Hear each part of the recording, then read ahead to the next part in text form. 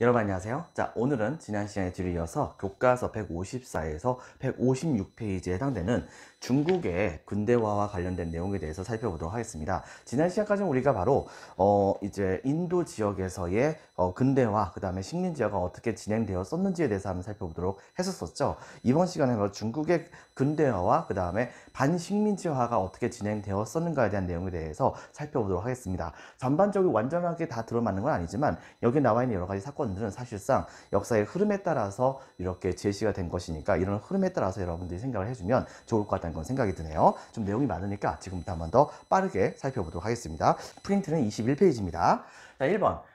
먼저 중국의 국민국가 건설에서는 1번 아편전쟁의 배경에서부터 7번 신해혁명까지인데 오늘은 여러분들 의화당 운동까지만 하도록 하겠습니다. 6번에 해당되는 거죠. 바로 1번. 자, 아편전쟁. 바로 먼저 이제 기존에 있었던 중국의 무역 정책에 대해서 우리가 한번 살펴볼 필요가 있어요. 기존에 이 청나라 같은 경우에는요, 사실 서양과 같이 교역을 할 때에 광저우라고 하는 그런 해안가 도시를 중심으로 해가지고서 주로 교역을 했었습니다. 그리고 공개적으로 중국의 상인들이 서양의 상인들과 1대1로 자유롭게 교역을 했던 것은 아니에요. 당시에 중국 쪽에서는 서양의 상인들과 특권적으로 이제 교육을 할 수 있는 특정 몇몇 큰 상인들을 중심으로 해가지고서 이런 공행이라고 불리는 상인들을 중심으로 해가지고서 보통 이제 교역을 했었습니다. 때문에 이런 형태의 무역을 중국 쪽에서는 보통 이제 공행 무역이라고 했었었죠. 그리고 이때 당시에 중국과 가장 많이 교역을 했었던 나라 중에 하나가 바로 어디냐면은 영국이었었습니다. 영국은 이때 당시에 중국의 물품들이 전 세계에서 아주 엄청나게 인기가 많이 있었거든요. 대표적인 것 중에 하나가 바로 차가 있었어요. 그렇기 때문에 차라든가 도자기라든가 비단 같은 것을 중국에서 많이 수입을 해오긴 했었었는데 문제가 뭐가 있었었냐면 이것들이 맨날 영국은 중국에서 물건을 사오긴 하는데 중국의 입장에서는 영국 쪽에 있는 물건들이 전혀 필요하지 않다고 영국의 물건들을 하나도 안 사는 겁니다. 그러다 보니까 천상 수요가 많은 쪽은 영국이다 보니까 중국 쪽에서 영국산 물품을 안 사니까 어쩔 수 없이 돈 주고 사와야 될 거 아니에요. 지금의 달러화처럼 그때 당시에 보통 돈으로 사용됐던 것은 바로 은이었기 때문에 영국은 이 당시에 중국에게 엄청나게 많은 은을 갖다 주게 되는 상황이 벌어졌던 것입니다. 일방적으로 영국이 중국에서부터 중국의 물품을 사오는 방식의 무역이었던 것이죠. 자, 그렇기 때문에 이때 당시에 이 공행무역은 일종의 편무역이라고 우리가 살펴볼 수가 있어요. 한쪽 편으로만 무역이 이루어졌던 것이라고 우리가 살펴볼 수 있습니다. 그런데 이게 너무나도 아까웠던 거죠. 영국은 그래가지고서 중국 사람들이 영국 물품을 사올 수 있게 하는 좋은 방법이 뭐가 있을까 궁금히 생각했던 겁니다. 그리고 거기에서 한 가지 생각했던 것이 바로 무엇이냐? 바로 인도산 아편이었었어요. 인도에서는 이때 당시에 지난번에도 한번 선생님이 얘기했었지만 영국은 이때 당시에 인도 지역에다가 바로 아편을 재배를 했었었는데 이때 당시에 중국 사람들이 아편을 또 즐겨 피는 그런 경우도 있었기 때문에 바로 이런 아편들을 영국이 직접적으로 많이 공급을 하게 된다고 한다면 무역의 적자를 굉장히 많이 채워나갈 수 있을 거라고 생각을 했던 것입니다. 이때 당시에 여러분 생각해 보세요. 마약이 녹차보단 비싸잖아요, 확실히. 이런 것이 있었기 때문에 이때 당시에 굉장히 많은 양의 이런 아편을, 사실 영국에서도 이것은 불법입니다. 아편 피는 것은 이게 마약이잖아요. 근데 중국에다가 이때 당시에 부자에 해당되는 사람들만 아편을 편다 라고 하는 약간 좀 불공정한 그런 생각을 가지면서 이 당시에 영국 사람들은 이 중국에다가 이 아편을 함부로 판매했던 것이죠. 그것도 몰래 판매했던 것이죠. 결과적으로 어떻게 벌어졌느냐? 바로 영국은 바로 중국에서부터 차와 비단을 사가지고 옵니다. 사가지고 오면서 은을 주죠. 근데 그 은을 바로 이때 당시에 청나라는 바로 인도산 아편을 사는데 쓰는 거예요. 그리고 이 인도산 아편을 이때 당시에 청나라에 판매했었던 인도는 바로 영국에서부터 면제품 같은 것을 잔뜩 사오는 그런 형태의 삼각형의 형식을 본단 무역의 형식을 이때 당시에 이루게 되었던 것입니다. 때문에 이것을 우리는 삼각무역이라고 하죠. 여러분들 프린트 21페이지에 나와 있는 사항을 보면 우리가 알 수가 있습니다. 물론 이때 당시에 이런 무역을 직접적으로 담당했었던 그런 영국 쪽에서의 대표적인 회사가 바로 예전에 선생님이 얘기했었던 동인도 회사 같은 곳이라고 보면 되겠습니다. 어쨌든 간 이것은 마약이잖아요. 그러다 보니까 사회적으로 엄청나게 커다란 폐해를 끼치게 됩니다. 대표적으로 청나라에게 심각한 손해를 입히게 되는데요. 이때 당시에 아편 중독자가 되게 많아지게 됐었고, 그 다음에 이때 당시에 이 청나라가 엄청나게 그동안은 해외에 있는 모든 은들을 빨아들이듯이 바로 은의 블랙홀의 역할을 할 정도로 엄청나게 많은 은을 이때 당시에 청나라가 보유를 하고 있었는데, 이때부터 유럽에게서부터 이 영국에서부터 아편을 사오다 보니까는 엄청나게 많은 은이 유출이 되게 되면서 결과적으로 어떻게 벌어졌냐, 이 청나라 내부에서 은이 점차 희소화되는, 은이 점차 줄어들게 되는 상황이 벌어집니다. 근데 여러분 한번 생각해 보세요. 이때 당시에 공식적으로 돈으로 사용됐던 것은 바로 은이에요. 근데 은이 줄어들었다? 이것은 곧 뭘 의미하는 겁니까? 바로 이때 당시에 은의 가치가 올라간다는 것을 말하겠죠. 이때 당시 은은 지금보다 지금 돈이니까 바로 돈의 가치가 올라간다는 것을 말합니다. 돈의 가치가 올라간다고 한다면 예를 들면 이런 식입니다. 바로 정부에다가 1년에 한 양에 해당하는 은을 이제 돈을 세금을 냈었던 사람이 이때 당시에 은의 가치가 많이 올라갔음에도 불구하고 한량이라고 하는 그 수치는 절대 변하지 않기 때문에 실질적으로 내는 그런 세금을 내는 그런 돈은 한량에 해당하는 그런 은이긴 하지만 실질적으로는 그것보다 훨씬 더 많은 양에 해당되는 세금을 갖다 바치는 꼴이 돼버리게 된 거예요. 거기다가 또 한 가지, 이때 당시에 국내의 국민들도 살기가 너무 힘들어졌었고, 그러다 보니까 그 국민들이 국가에게 세금을 제대로 바치지 못하게 되는 상황이 벌어지게 됐죠. 그러다 보니까 자연스럽게 국가의 재정도 악화가 되는 그런 문제가 있게 되었던 것입니다. 이것을 점차 시간이 흘러가면서 많은 그런 청나라의 황제들이 알게 된 거예요. 그래가지고서 드디어 청나라에서 개혁적인 황제가 등장합니다. 이 황제는 당시의 대표적인 아편 엄금론자에 해당됐었던 임칙서라고 하는 사람이 이때 당시에 바로 아편이 많이 들어오고 있었던 광저우 지역에 파견해가지고서 이 지역에서 아편을 금지하고 몰수하는 모습을 보여줘요. 당시에 영국의 상인들은 이 임칙서에게 아편 같은 것을 내놓으려고 하지 않았었지만은 결과적으로는 임칙서가 여러 가지 수단과 방법을 가리지 않고서 그들을 포위하고 그들에게서부터 아편을 내놓기를 강요했기 때문에 결과적으로 그들은 이때 당시 아편을 내놓을 수밖에 없었어요. 그리고 이때 당시 그래도 나름대로 좀 청나라가 값을 치러줬어요. 즉 아편의 가치에 해당하는 그런 차를 이때 당시에 바로 영국 상인들에게 주고, 대신에 약속으로는 바로 앞으로는 절대로 청나라에서 아편 장사를 하지 않겠다라고 하는 약속을 받아내면서 아편을 금지하고 그 다음에 아편을 몰수해서 없애버리는 모습을 보여줬던 것입니다. 이것까지는 잘한 거잖아요. 근데 여기서 영국이 굉장히 부도덕한 행동을 해버리게 됩니다. 즉 이때 당시 영국은 갑작스럽게 청나라를 침공한 거예요. 침공한 이유가 뭐냐, 이 아편이라고 하는 것은 청나라의 부자에 해당되는 사람들만 쓰는 거지, 일반 가난한 사람들은 돈도 없어가지고서 이런 아편 같은 거 사용할지도 모른다. 거기다 또 한 가지 뭐가 있었냐면, 이 당시에 바로 이러한 청나라의 조치는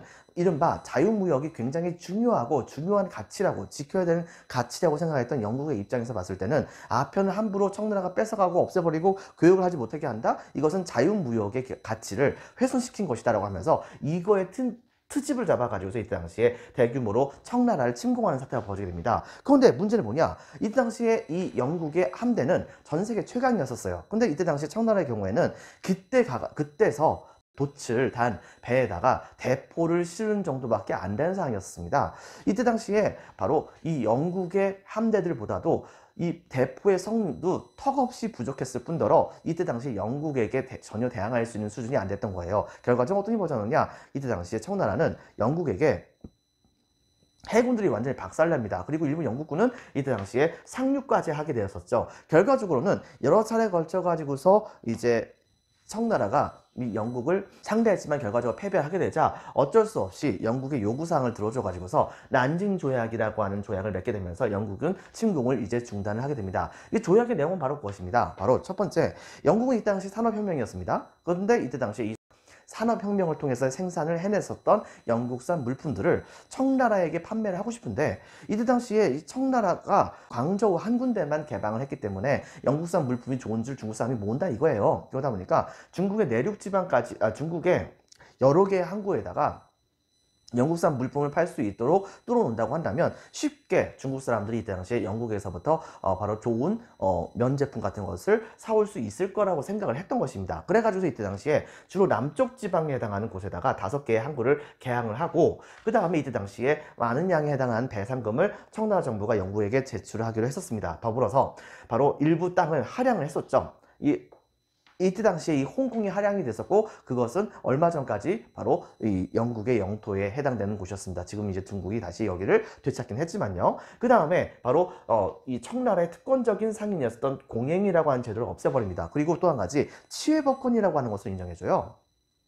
즉 영국의 사람들이 청나라에 와가지고서 죄를 저지르게 된다고 한다면 그 사람은 청나라의 법이 아니라 영국의 법으로 처벌을 해야 되는 것입니다. 때문에 당연히 영국의 법으로 처벌을 해야 되다 보니까 영국으로 가야 될 거 아니에요. 그렇다고 한다면 청나라에서 범죄 저지른 사람을 청나라 사람들이 단죄를 하지 못하는 문제점이 생기게 됐는데 그런 걸 청나라는 잘 몰랐었습니다. 결과적으로 어떻게 보자느냐, 이 치해법권을 인정해주게 되면서 여러분 한번 생각을 해보세요. 이것은 일방적으로 청나라가 개항하고 그 다음에 치해법권을 인정해주고 그 다음에 배상금까지 지불해줘야 되는 것이 아니겠습니까? 그런데 이것이 근대시대 때 일어났었던 최초의 근대적인 요소를 갖추고 있었던 불평등 조약이었단 말입니다. 때문에 이 난징 조약은 청나라 쪽에서는, 중국 쪽에서는 한 가지 타이틀이 있어요. 그것은 바로 무엇이냐, 최초의 근대적인 불평등 조약이었다 라고 하는 것을 여러분 기억을 해주기 바랍니다.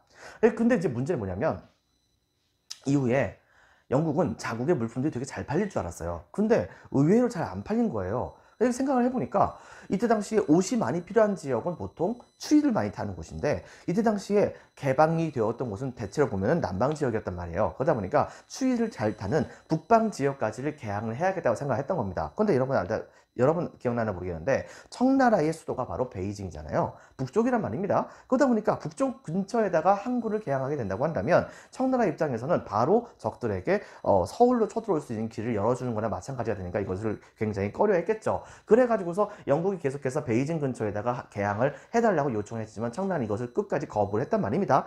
근데 문제는 뭐냐, 그래도 이것이 영국산 물품이 안 팔리게 되는 상황이 벌어지게 되자 영국은 이때 당시에 청나라에게 바로 트집을 잡아가지고서 청나라를 다시 한 번 더 크게 개항을 할 수 있는 건덕지를 열심히 찾아보려고 노력했었던 것이죠. 근데 그 상황에서 갑자기 터졌던 사건이 바로 여기 보이는 에로우호 사건이라고 하는 그런 사건입니다. 이 에로우호라고 하는 그런 배는 사실 이름은 영국식이잖아요, 여러분들. 근데 배 주인은 중국인이었습니다. 그리고 그때 당시에 거기에 타고 있었던 사람들도 사실상 중국인이었어요. 그리고 사실은 그 배는 일종의 밀매 같은 것을 많이 했었어요. 근데 이때 당시에 중국 사람들이, 중국의 관리들이 영국의 국기 같은 것을 달고 돌아다니게 된다고 한다면, 그런다고 한다면 함부로 이제 건드리지 못할 거라고 생각을 해가지고서 일부러 배에다가, 배도 영국식으로 영어를 붙여가지고서 배 이름을 지어버리고 그 다음에 거기다 영국 국기를 달고서 이들은 떳떳하게 바로 밀매를 하고 있었던 상황이었던 거죠. 근데 그것이 딱 중국 관원들에게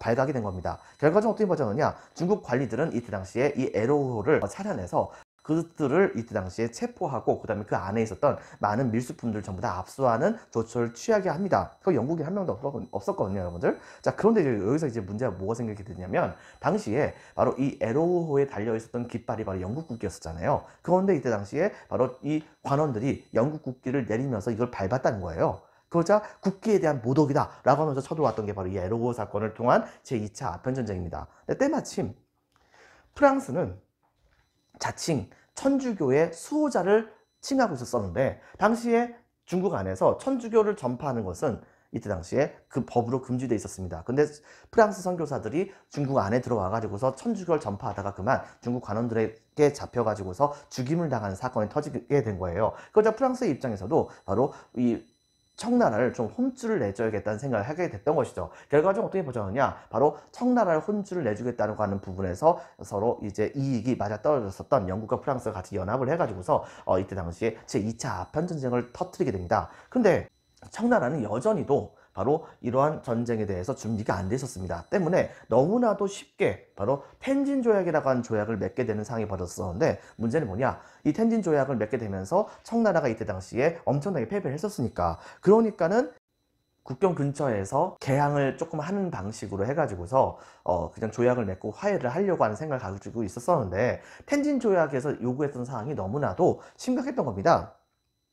그래가지고서 청나라 정부는 이것이 맞득치 않게 생각했었는데 이때 당시에 바로 이 서양의 배들이 북경 지역으로 들어가는 강으로 이제 들어가가지고서 직접적으로 와가지고서 외국의 배들이 들어와가지고서 그 조약을 맺으려고 하는 모습을 보여주게 되자 이때 당시에 바로 중국 정부가 그 외국 배들이 허락을 받지 않았다는 명목으로 대포를 쏘게 되었고, 여기에서 약간 서양의 배들이 당시에 바로 연합군의 배들이 약간 좀 손해를 받게 되는 그런 상황이 벌어지게 된 거예요. 그렇게 되자 바로 여기에 안 되겠다 싶었었던 바로 이 영국과 프랑스의 연합군은 다시 한번 대규모의 군대를 동원해서 이 텐진 지역을 공격을 해버렸고 일부 지역을 장악을 한 다음에 베이징까지 함락을 시켜버려요.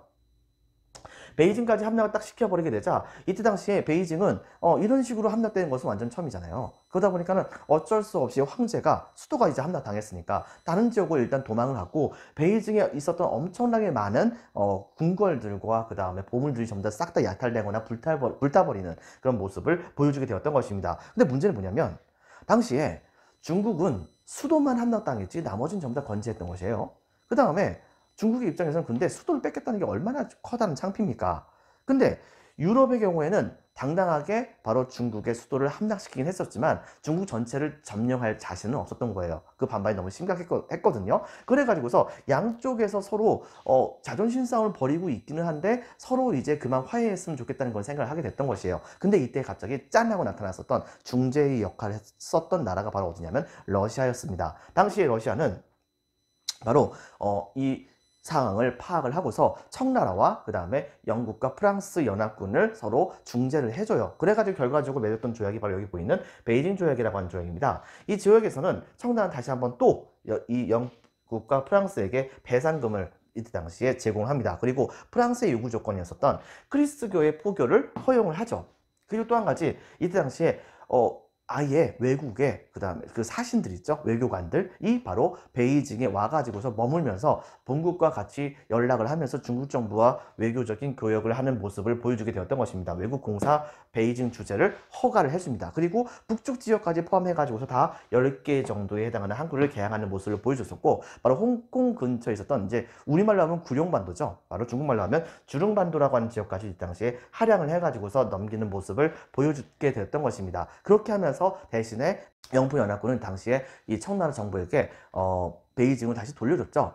그리고 이 중국 정부 입장에서 본다고 한다면 청나라가 이 러시아가 얼마나 고맙겠습니까? 그런데 러시아가 이때 당시에 이 청나라에게 우리가 그렇게 당신네들을 중재해준 대가로서 땅 좀 내놔라. 왜? 우리가 원하는 것이 바로 뭐냐? 얼지 않는 항구거든. 그래가지고서 여러분들 우리나라 지도 보면은 북한 쪽에 오른쪽 끄트머리에 보면 러시아와 같이 연결되어 있는 부분이 있죠. 바로 그 땅을 우리는 연해주라고 하는데 그 땅이 원래 중국 땅이었었습니다. 근데 이때 당시에 연해주를 러시아에게 넘겨주는 모습을 보여주게 됐던 것이죠. 그리고 그때 당시에 이걸 통해 가지고서 우리나라 사람들은 난생 처음으로 이 러시아 사람들을 만났다고도 하죠.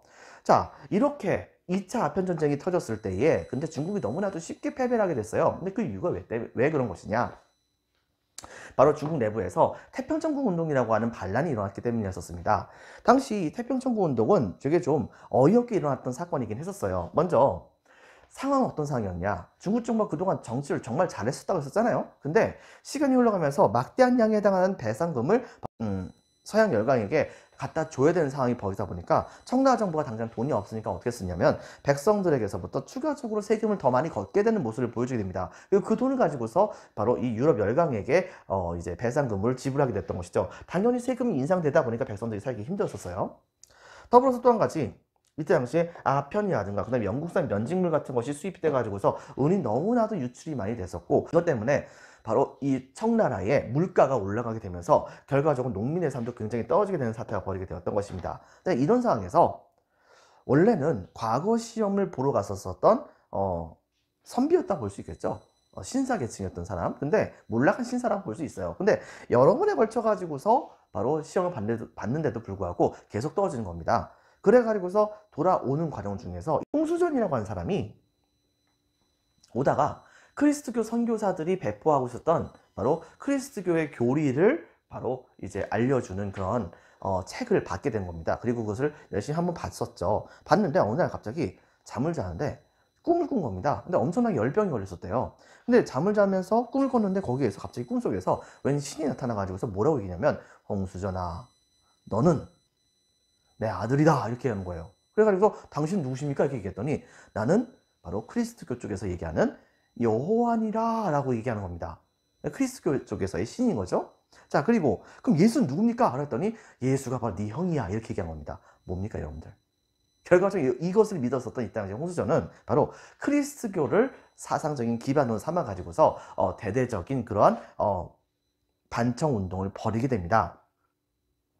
즉 여기 보다시피 크리스트교의 영향을 받았었던 홍수전은 당시에 모든 사람들은 신 앞에 평등하다는 교리에 입각해가지고서 전반적으로 이제 많은 사람들, 사회의 악습이라든가 이런 것들 전부 다 없애려고 노력을 했었었고, 그 다음에 이때 당시에 이민족이었었던 청나라 정부를 내쫓으려고 하는 역할을 하려고 노력을 하게 됐던 것입니다. 때문에 이들이 이때 당시 내세웠었던 구호가 바로 뭐냐면 멸만흥한이에요. 만주족은 멸하고 그 다음에 한족은 흥하게 될 것이다 라고 하는 것을 내세우게 됩니다. 그리고 천조전무제라고 하는 것을 내세워요. 즉 크리스트교의 만민은 평등하다라는 교리에 입각해서 바로 이 태평천국운동군이 전국을 장악하게 된다고 한다면 그 땅은 그 땅에 살고 있는 사람들에게 정말 말 그대로 골고루 나눠주겠다라고 하는 토지 균등 분배를 주장을 하게 됩니다. 그리고 이때 당시에 중국 지구선 아주 쌈박하게 바로 새로운 이론 중에 하나인 남녀평등이라고 하는 것을 주장했었어요. 그리고 신분제도 폐지한대요.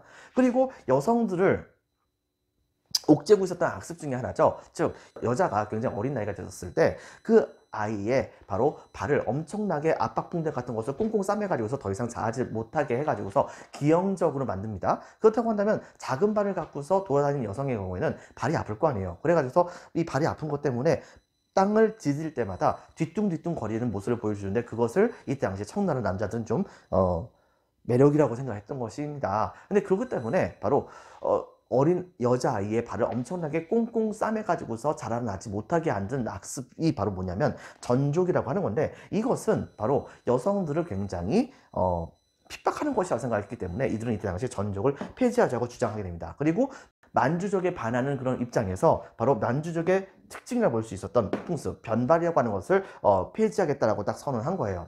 실제로 이때 당시에 이 홍수전은 이걸 내세우면서 처음에는 이런 내용을 얘기하면은 청나라 정부가 가만히 있을 리가 없잖아요. 당연히 그러다 보니까 배상제회, 즉 중국 사람들이 크리스교의 신을 보통 뭐라고 부르냐면 옥황상제라고 보통 개념을 그렇게 생각을 했었어요. 때문에 이때 당시 홍수전은 중국 사람들 입장에서 생각을 해가지고서 어떻게 했느냐, 상제, 옥황상제에게 즉 하늘에 계신 신에게 절을 하는 그런 회의를 만들어 가지고서 그리고서 비밀결사 조직으로 누구도 알지 못하게 몰래 이것을 만들어서 활동을 하다가 결과적으로 봉기를 합니다. 1851년에. 근데 이것이 엄청나게 성공을 하게 된 거예요. 그래가지고서 심지어는 옛날 명나라의 초대 황제였었던 주원장이 성장을 할 때 난징부터 먼저 점령을 한 다음에 나중에 베이징까지 점령했었죠. 그걸 본따가지고 이때 당시 난징을 또 함락을 시킨 거예요. 더불어서 여기를 함락시킨 다음에 여기에다 아예 수도를 정하고 나라 이름을 태평천국이라고 선포를 하게 됩니다. 근데 이제 문제는 뭐냐면 딱 여기까지였었어요. 태평천국을 선포한 다음에 바로 이 홍수전에 부하들이 바로 자기네들끼리 서로 분열을 엄청나게 많이 하게 됩니다. 지도부 간의 분열. 그리고 이때 당시에 신사계층들의 입장에서 본다고 한다면 이들은 이때 당시에 신분제를 폐지했던 거잖아요. 근데 청나라는 신사계층을 우대해줬단 말입니다. 근데 태평천국운동군이 주장했던 것은 멸만흥한이니까 그러니까 한족을 우대하는 것 같지만 신사의 입장에서 본다고 한다면 일반 평민들하고 신사계층을 똑같이 본다고 하는 것이니까 결과적으로 자신의 바로 신분적인 그런 우위 같은 것을 잃어버리게 되는 거잖아요. 그 좋지 않게 생각을 했던 것입니다. 때문에 이때 당시에 바로 증국번이라든가 그 다음에 이용장과 같은 그런 사람들이 일종의 의병이죠. 의용군을 이때 당시에 모집을 해가지고서 바로 이 태평천국운동군과 열심히 싸움을 벌이게 됐었어요. 이때 당시에 청나라 정부도 대규모의 군대를 동원해가지고서 이들과 싸움을 벌이려고 했었지만은 이때 당시 청나라의 군대가 너무나도 썩어 빠졌기 때문에 제대로 된 대응을 할 수 있는 상황이 안 됐던 것입니다. 근데 거기다 더불어서 서양 열강의 경우에는 태평천국운동이 딱 벌어졌을 땐 그때는 바로 이들이 내세웠던 것이 바로 크리스트교다 보니까 중국에 자기네들의 형제 국가가 생기는 것이라고 생각을 했던 것이에요. 자, 그런데 문제는 뭐냐? 이들이 딱 얘기했던 거 보니까 바로 이 태평천국이라고 하는 나라의 우두머리인 사람이 예수의 동생이래요. 여러분들, 서양 열강도 이걸 받아들일 수가 있겠습니까? 당연히 결과적으로 어떻게 벌어졌느냐? 이것은 이단이다 생각했었던 이 당시에 서양 열강들은 바로 이 태평천국 운동군을 열심히 공격을 하는 모습을 보여주게 되었던 것입니다. 그래서 결과적으로 태평천국 운동은 난징까지 함락시킨 것을 끝으로 해서 이제 완전히 끝나게 됐거든요. 예, 그 뒤를 이어서 이번엔 양무운동이 드러나게 됩니다. 이 양무운동은 이 태평천국 운동을 진압을 하는 과정 중에서 바로 서양식 무기를 많이 들어와 가지고서 그걸 가지고서 태평천국 운동군과 싸움을 벌였는데 너무나도 효과가 뛰어났다라고 생각했었던 한족 출신에 해당되는 그런 사람들이 바로 중심이 돼가지고서 이른바 중국을 근대화시키려고 했었던 운동이라 볼 수 있겠습니다. 이들이 내세웠던 것은 중체서용이라고 하는 거예요. 즉 중국의 체, 몸은 그대로 두고 서양의 바로 기술, 용은 이때 당시에 수용한다 라는 뜻입니다. 여기 보다시피 중국의 사상과 제도는 그대로 두고 서양의 과학을 수용한다 라고 한 내용이에요. 그러니까 중국의 정신을 굳이 바꿀 필요는 없는 거잖아요. 여기 보다시피 한족 관료에 있었던 이홍장이라든가 그 다음에 진국본과 같은 아까 전에 얘기했었죠? 이 사람들이 이때 당시에 전쟁에서 공로를 세웠기 때문에 청나라 정부는 이들에게 높은 관직을 주게 되었고 이들이 중심이 돼가지고서 이른바 근대화를 실시하게 되었던 것입니다. 이들은 서양 무기가 뛰어나다는 것을 알았기 때문에 서양 무기를 만드는 방법을 열심히 배워가지고서 각 지역에다 군수 공장 같은 것을 많이 만듭니다. 최신식 배 같은 것도 많이 만들기도 하고 최신식 무기와 그 다음에 여러 가지 무기 공장 같은 것을 만드는 모습을 보여줬던 것이에요. 그리고 그런 것을 만들려고 한다면 당연히 좋은 철과 그 다음에 여러 가지 자원들이 필요할 거 아니에요. 그러다 보니까 자연스럽게 많은 광산들을 이때 당시에 개발하기 시작을 했고 더불어서 철들도 열심히 많이 만드는 모습을 보여주게 됩니다. 그리고 이런 것을 기반으로 해서 이 중국이 워낙 큰 땅이다 보니까 이 땅에서 나오는 모든 자원을 싹 다 동원해 가지고서 근대적인 육군과 그 다음에 근대적인 해군을 열심히 양성합니다. 그리고 일단은 이렇게 하다 보니까 나중에 가서는 특히 해군 같은 경우에는요 그 규모만 봤을 때 전 세계에 있는 모든 국가들 중에서 5위권에 해당된다고 얘기할 수 있을 정도로 막강한 해군을 이때 당시에 일시적으로 청나라가 보유를 하게 돼요.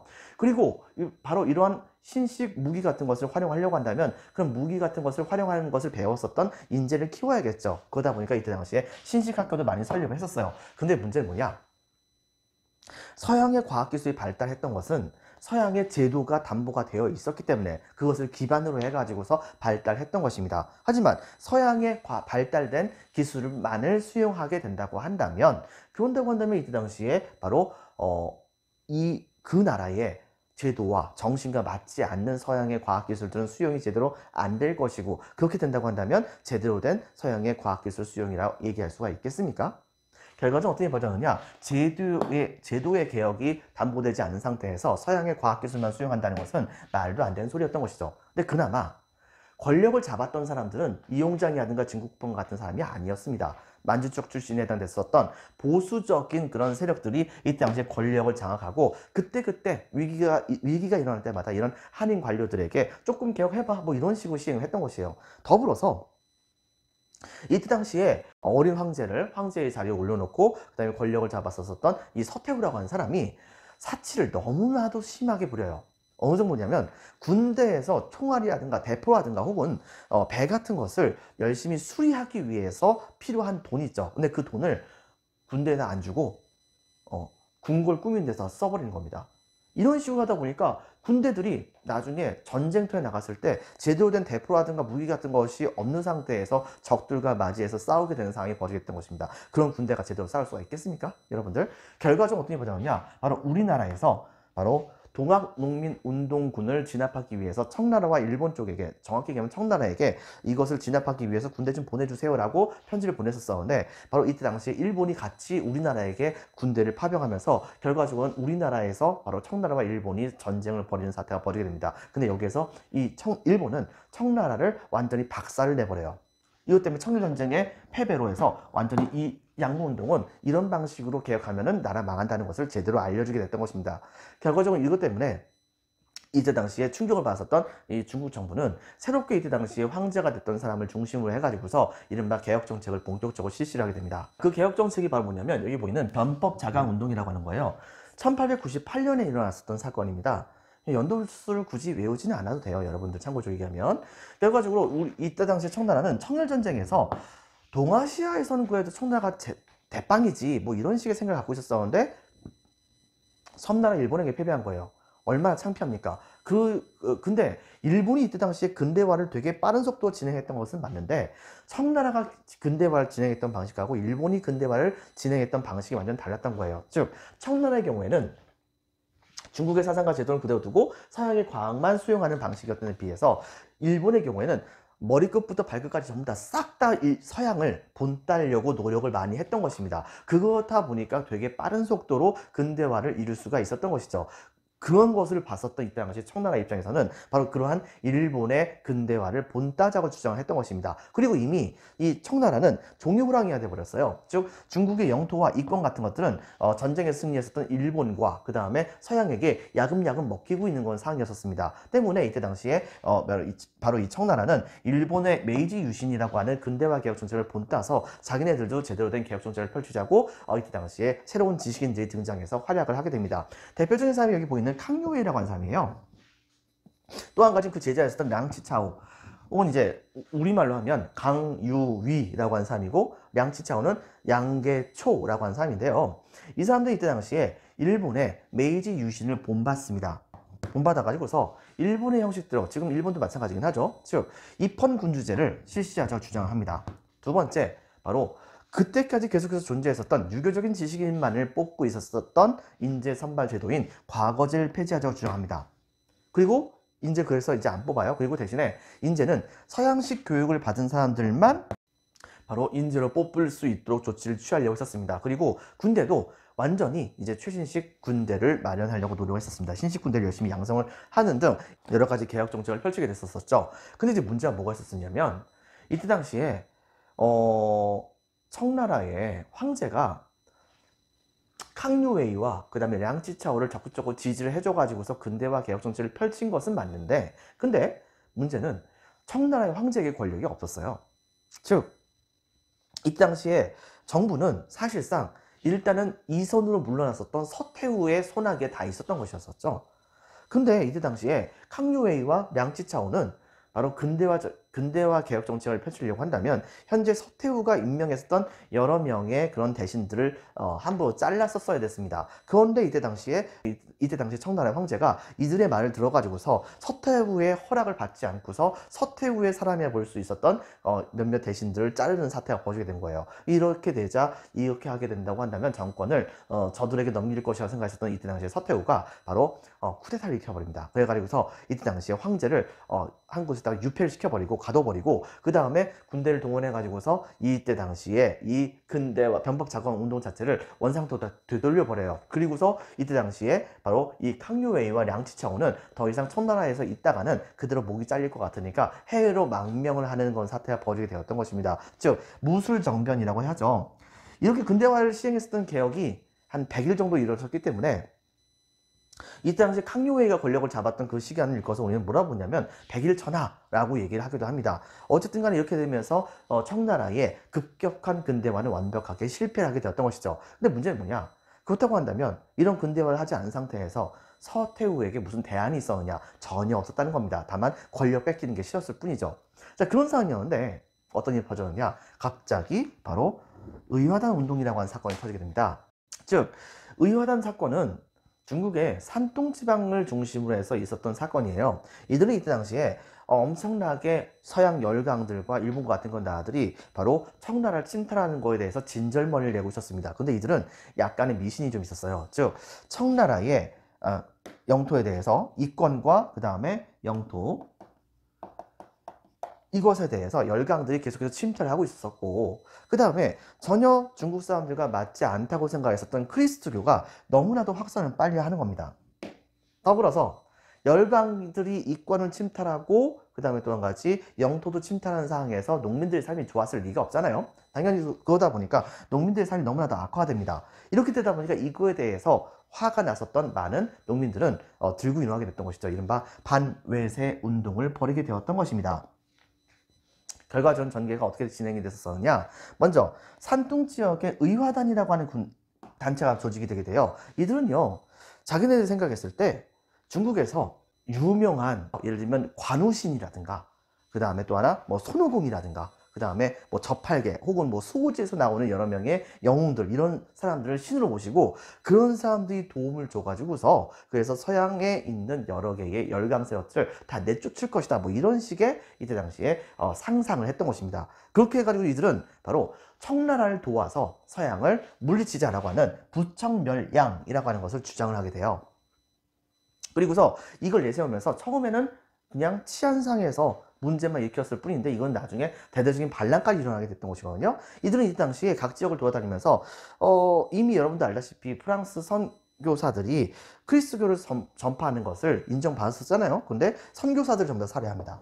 그리고 또 한 가지 근대 시설 보이는 것들 다 박살냈었어요. 철도 같은 거 있었던 거 다 긁어내가지고 없애버리고 전신주 뭐 이런 것들 전부 다 쓰러지고 이런 식의 역할을 했던 것입니다. 더불어서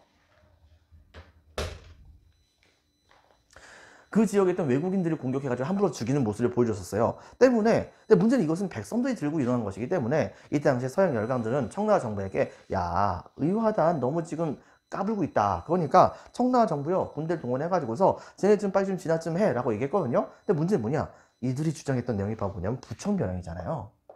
청나라를 도와주고서 그 다음에 서양을 물리치자. 그러다 보니까 이들의 세력이 너무 세다고 착각을 했었던 서태후를 비롯했던 청나라 정부가 서양 열강을 배신을 때려버린 겁니다. 그래가지고 어떻게 했냐면 의화단의 편을 들어가지고서 서태후를 중심으로 했었던 이 청나라 정부가 서양에게 선전포고를 해버린 거예요. 말 그대로 서태후 자기 무덤을 판 거죠.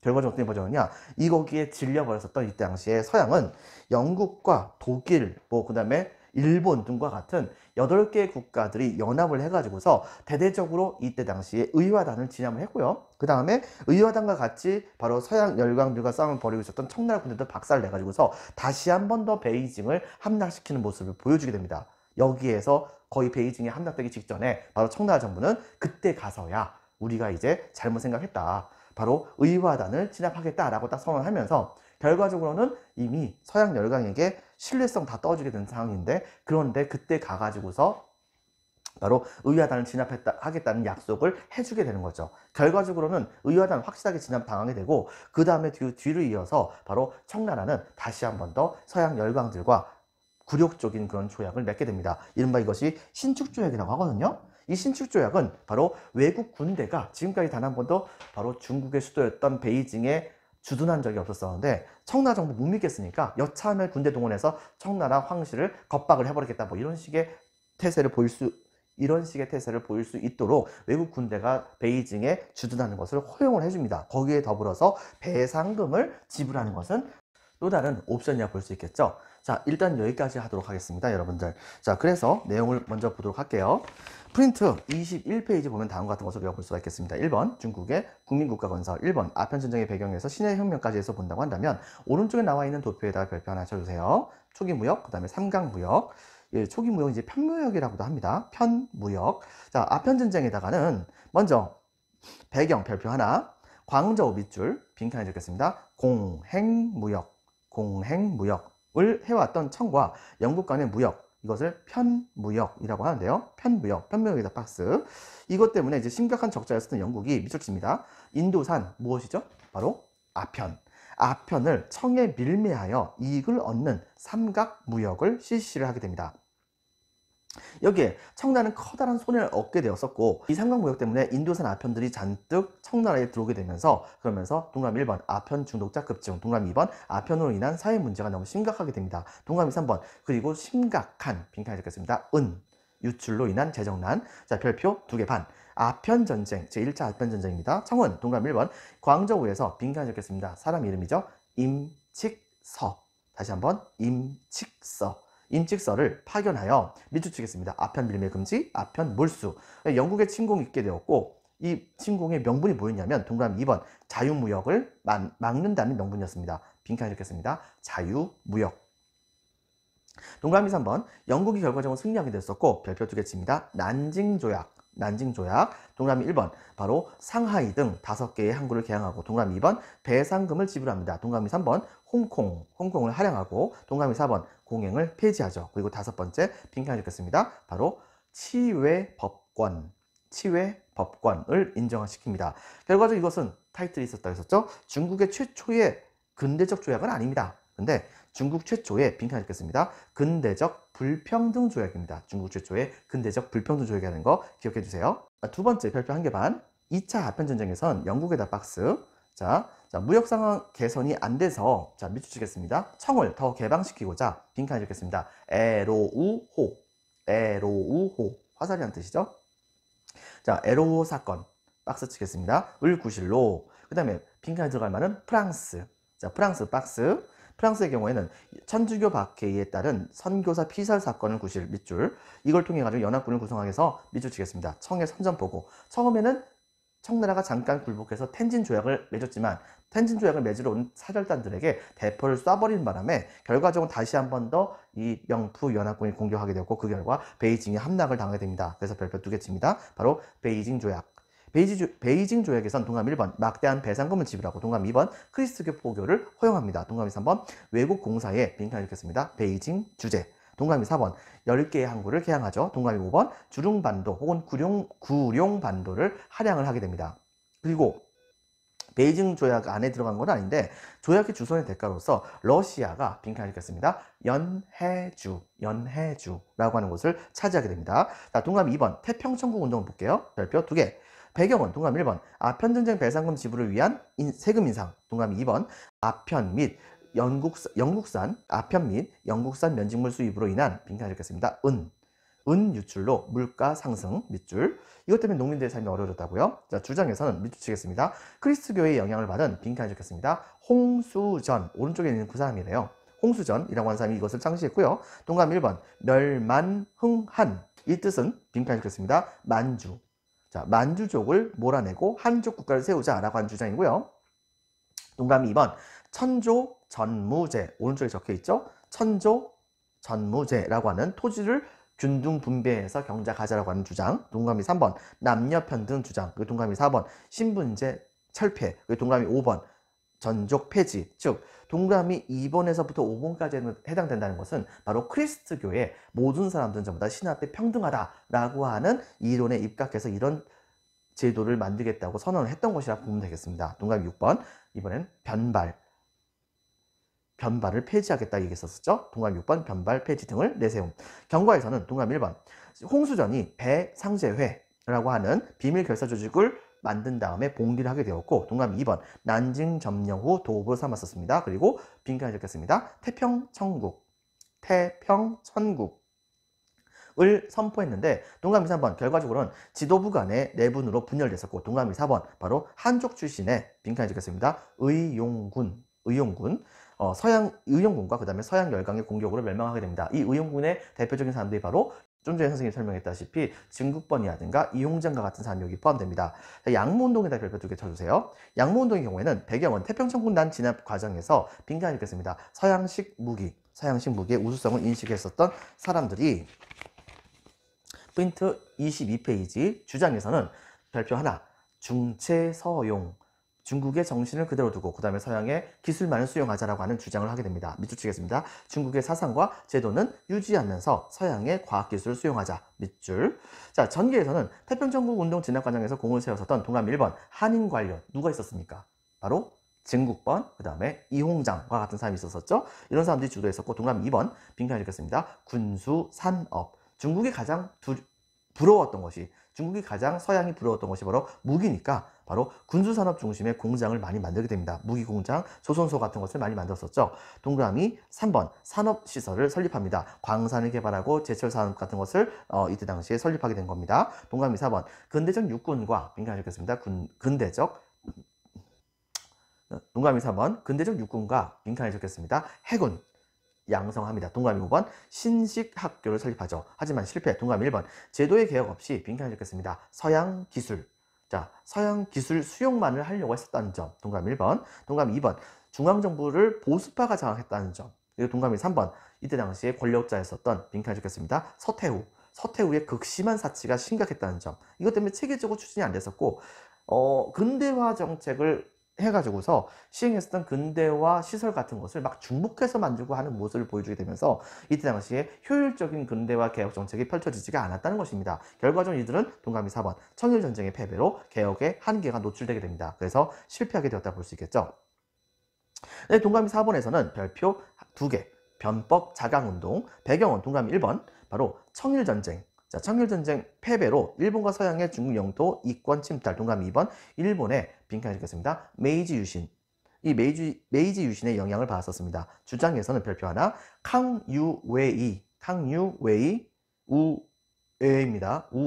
캉유웨이와 량짜치오 같은 사람들이 자 밑줄 치겠습니다. 일본의 메이지 유신을 본받아서 동감 1번 입헌군주제 도입. 동감이 2번 과거제를 폐지하자고 주장합니다. 동감이 3번 서양식 교육을 도입. 동감이 4번 신식 군대 양성을 추진했었습니다. 그래가지고 열심히 개혁 정책을 펼쳤고 그 다음에 열심히 상소를 올렸으며 한 100일 동안 열심히 개혁 정책을 펼쳤어요. 하지만 정부는 중앙에 있는 황제를 비롯한 캉류웨이와 량차치오는 열심히 일을 했는데 나머지가 전부 다 일을 안 해버리는 거예요. 뭔 소리인지도 모르겠고 그냥 안 해버릴래 뭐 이랬던 것이죠. 이렇게 되다 보니까 결과적으로는 나중에 가서 어떻게 됐냐, 바로 일하지 않는 서태후파에 해당하는 그런 사람들을 이때 당시에 황제가 잘라버리게 되자 이것에 반발했었던 서태후가 쿠데타를 일으켜가지고서 황제를 유폐시켜버리고 자기가 권력을 잡게 되는 모습을 보여주게 되었던 것입니다. 이 쿠데타를 일컬어서 우리는 뭐라 부르냐, 무술정변이라고 합니다. 결과에서 밑줄 치겠습니다. 서태후 등 보수파의 반발 무술정변으로 100일 만에 실패하게 됩니다. 이것을 이제 100일 천하라고 얘기해요. 캉류웨이와 량차치오 등은 해외 망명호의 입헌운동을 열심히 펼쳤지만 결과적으로 실패했었죠. 자, 그 다음에 별표 하나 치겠습니다. 의화단 운동에서는 동감 1번 열강의 이권 침탈 및 영토 점령에 문제가 있었습니다. 동감 2번 크리스트교 확산에 따른 불안이 심했었고요. 동감이 3번 농민들의 생활이 계속해서 악화가 되고 있었죠. 근데 그들은 이때 당시에 서구 열강이 계속해서 자기네들의 삶을 힘들게 한다는 것을 알았기 때문에 이들을 자기들이 좋아하는 고대의 영웅들이 자기들을 도와줄 것이다, 뭐 이런 식의 생각을 하게 되면서 이른바 대대적인 반외세 운동을 벌이게 되었던 것입니다. 산둥 지방을 중심으로 해서요. 그래서 전기에서는 산둥 지역의 농민들 밑줄. 자, 동감 1번 의화단 조직. 동감 2번 이들이 내세웠던 구호가 부청멸양입니다. 부청멸양, 청을 도와서 서양을 몰아내자라고 하는 걸 주장했었고요. 선교사를 살해하고 철도와 전신 등 빈칸에 적혔습니다. 근대 시설 및 외국 공사관과 그 다음에 교회 같은 것을 공격하게 됩니다. 그리고 많은 외국인들을 죽였었죠. 근데 서양 열강이 이들을 진압하라고 청나라 정부를 책임질을 하게 되자, 청나라 정부를 추궁하게 되자 오히려 청나라 정부는 서태후가 권력을 잡아서 싸우는데 이들이 의화단과 손을 잡아가지고서 서양 열강에게 선전포고를 해버렸다고요. 자, 밑줄치겠습니다. 의화단과 함께 서태후 중심의 청정부, 빈칸에 적겠습니다. 청정부가 서구 열강의 선전포고. 자, 결과적으로는 박스 치겠습니다. 영국, 독일, 일본 등 8개국 연합군.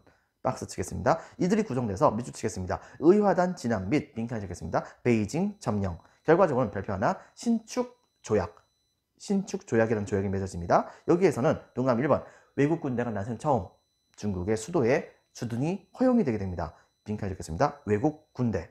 자, 동감 1번 외국 군대의 베이징 주둔 허용. 동감 2번 막대한 배상금 지불. 동감 3번 청왕조의 지위 약화됐으니 중국은 껍데기만 남았을 뿐이지 사실상 반 정도는 식민지가 된 거나 마찬가지의 상황으로 전락이 되었다 볼 수 있겠죠. 자, 여러분들 수고 많으셨습니다. 오늘 여기까지 할게요. 감사합니다.